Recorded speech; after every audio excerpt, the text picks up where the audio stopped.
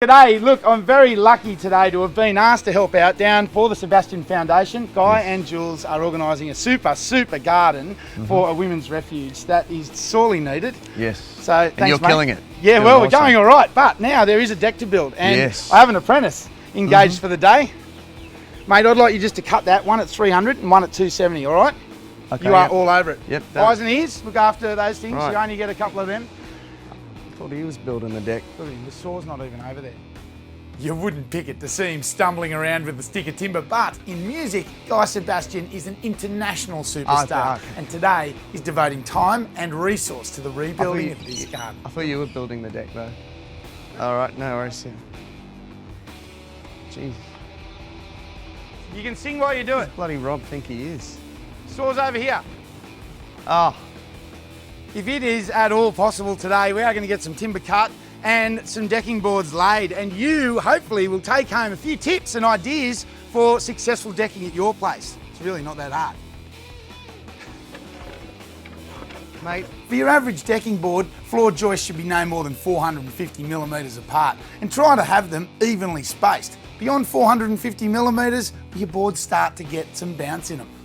Here it comes, the jewel in any backyard's entertaining area, the deck. Whether you've got an existing frame to put your decking on or you've built a brand new one like we have here, well, the principles of decking are pretty much the same. There's some simple tips and tricks that'll make the job very easy and look like it's been done by a professional. You beauty.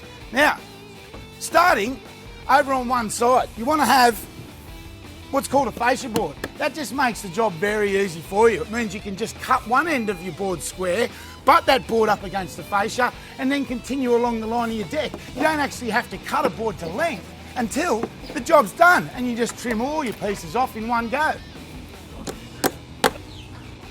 A string liner is a huge help when you're getting your first board started. You run it from end to end. Don't go tying knots, just make a loop. Send it round the twist a couple of times, hook it on the nail, slip it up to tighten the string, and whammo. With your string line established, you can get your first board, line it up with that string, fix it in place, and you now have a guide board that you can measure off all the way through the job. Oh, bless you. Strong. He's strong.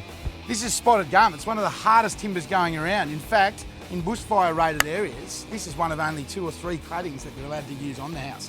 So it is very difficult to break it to length over a tree. You might need to... The saw's over there, mate. The saw's over there. This multi-purpose drill bit is well worth having, and pre-drills and countersinks all in one go.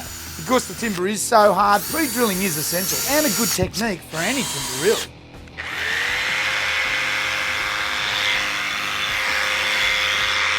Running a string line up and down the centre of each joist will give you a nice straight screw line to work to, giving you that professional finish. You can hold multiple boards in place with a couple of temporary screws. It'll help you get the job going a lot quicker. Smoko! Yes. The secret to getting the spacing just right is to use packers or nails as spacers and pull each board against the spacer using a chisel that you've hit into the joists below the boards. Working as a team with one spacing and one screwing is a good way to speed up the process. When you're getting towards the end of your deck, it's a really good idea just to check the distance between the last board and the end. 1350, then check the other side, 1348.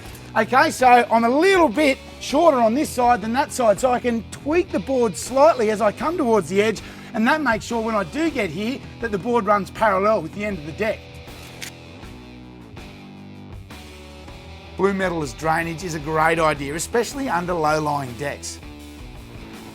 When you're decking, if you check that every board has a square end before you start, and sometimes they will, well, you can get the majority of your boards down and screwed off before you've even made a cut to a piece of timber. Boom, boom, boom, they've all butted up against one fascia at one end. To work out exactly where your cut needs to go, you just measure in under the timber decking boards up to the timber frame below. So then add 1 millimetre for a slight gap around the edge, 110. Measure that on your timber decking, 110. I just mark a straight line, grab my circular saw and cut everything off in one go.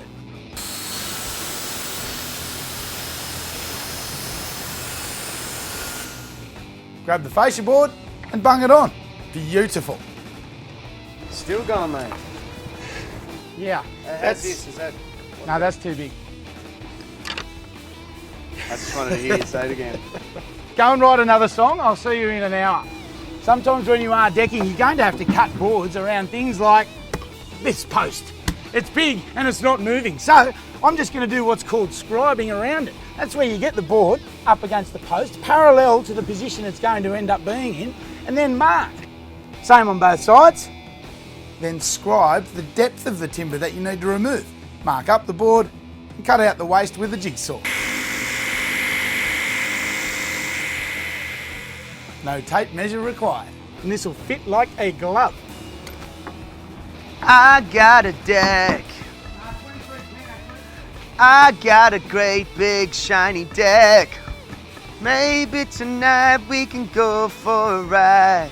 If you have gathered some useful decking tips, give this vid a thumbs up and subscribe for regular DIY tips to use at your place. As for this one women's refuge, thanks to Green Options Landscapes, Cocoa Republic, and of course the Sebastian Foundation, things are looking a whole lot brighter. Projects like this are not possible without our amazing sponsors and of course you, the public, supporting us, supporting these women. And these women deserve a place like this to come, and they go through so much, and we just want, as the Sebastian Foundation, to let them know that people care, that we care, and that you guys care, and to give them a space that is safe and to give them a space that is their home. So please support us so we can support them.